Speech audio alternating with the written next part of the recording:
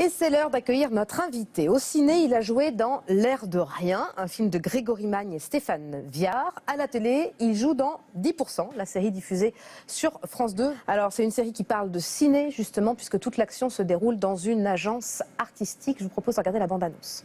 On en est où de Cécile de France pour le Tarantino? Noémie, passez-moi le contrat de Guillaume Canet, s'il vous plaît. Voilà. Julie Gaillet et Joey Star ont disparu. Non mais ils veulent pas juste faire leur métier? Dans la série, il est agent de star. Dans la vraie vie, il est acteur et il est avec nous aujourd'hui. On est ravis de l'accueillir. Il s'appelle Grégory Montel sur le plateau de T'as tout compris. Bonjour. Bonjour, merci beaucoup de venir par chez nous. C'est très sympa. Un grand plaisir. Car moi, je vais vous laisser ma place parce qu'ici, c'est les jeunes qui posent les questions. D'accord. Je pense qu'ils en ont pas mal. Je vous laisse. La question. Allez-y, il est à vous. Mesdemoiselles et messieurs, bonjour. Bonjour. Bonjour. Pourquoi vous avez voulu être acteur? Ah, pourquoi j'ai voulu être acteur? J'étais pas du tout destiné à ça, moi, à la base. À la base, moi, j'ai fait des études d'avocat, je voulais être avocat. Donc j'ai fait des études d'avocat à l'école du barreau, etc. Mais j'adorais jouer au théâtre. J'adorais jouer au théâtre pour ce côté-là, vivre plusieurs vies, interpréter des grands trucs. Et puis, il y a le téléphone qui sonne. C'est pas moi, c'est sûr. C'est pas grave. Non, et je vais te dire un truc. Moi, j'ai voulu être acteur. Tu sais, les acteurs, ils ont tous un petit côté mégalo, comme ça. Un petit peu, mais vous savez ce que c'est, un peu mégalo, quoi. Un peu. Et ben, j'adorais l'idée d'être applaudi, tu vois. Ah ouais. Et si, par exemple, vous faites un film d'horreur, et puis qu'il y a, genre, par exemple, tout d'un coup, il y a quelqu'un qui saute comme ça. Si on est spectateur, ça nous fait peur, mais si on est quelqu'un qui a joué dans le film, ça ne fait pas peur. C'est tout le problème. Tu sais, c'est ça un acteur, en fait. C'est quelqu'un qui est capable de faire ça, qui est capable de faire croire qu'il a encore peur au bout de la 10e prise. C'est-à-dire que j'ai vu la personne sauter 10 fois en face de moi. Et le principe, c'est qu'il faut que j'ai à chaque fois peur, exactement comme le premier coup. C'est ça un acteur. Un acteur, voilà. Tu vois, un acteur, c'est quelqu'un qui découvre, qui est censé découvrir toujours une chose qui s'est pourtant produit déjà plusieurs fois face à lui. Et qui donc, voilà, c'est ça, jouer. Vous pouvez nous montrer comment vous avez peur? Il faut que vous me fassiez peur. Ah. Il y a un zombie là-bas. Ouh. Petite blague. En fait, le principe au cinéma, c'est de toujours être dans la vérité. Ça veut dire qu'il faut vraiment... Ce qu'on recherche, c'est la vérité. Donc, si j'ai peur, il faut quand même qu'en face, il y ait quelqu'un qui me fasse vraiment peur.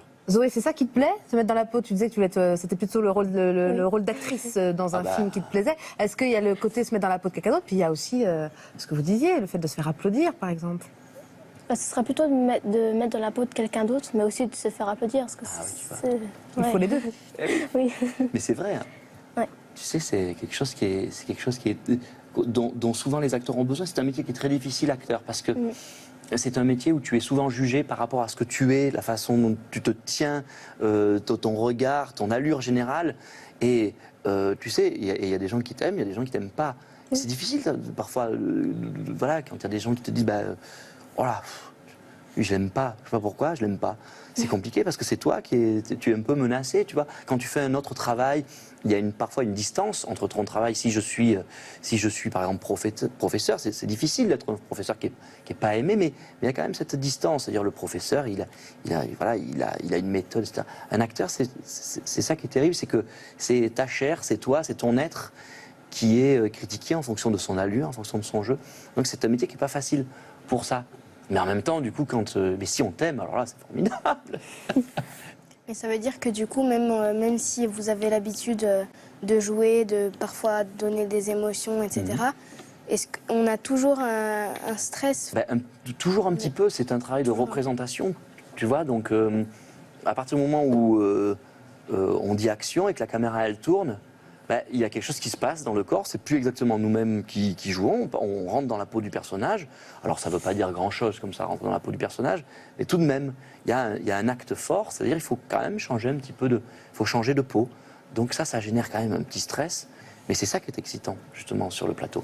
Vous faites du théâtre au collège? Il y a du théâtre? Il y en avait avant. Il y a eu un club où j'étais en 6e. Je ne sais pas trop ce qu'il est devenu. Moi, je sais que quand j'avais 13 ans, que j'étais au collège, donc j'ai joué une pièce de théâtre, et c'est à ce moment-là vraiment que j'ai su qu'un jour j'allais essayer de faire ce métier-là. C'est vraiment, je me rappelle très bien, c'était le mariage de Figaro. Je me rappelle parfaitement. C'est un moment déclencheur pour moi, mais très clairement. C'est extrêmement clair dans ma tête. À partir de ce moment-là, c'est devenu une ambition de... Ben, c'est une ambition cachée parce que c'est a priori comme ça, c'est pas forcément un boulot. Je sais pas si toi tes parents ils accepteraient, mais je sais que mes parents, s'il y a 15 ans je leur avais dit je veux faire l'acteur, je pense qu'ils auraient fait la tête. Hein, donc je l'ai gardé pour moi. Et puis quand j'ai fait mes études, etc. J'ai fait en sorte de me diriger vers là, mais j'ai quand même un peu fait semblant de. Enfin, en tout cas, je l'ai caché, quoi.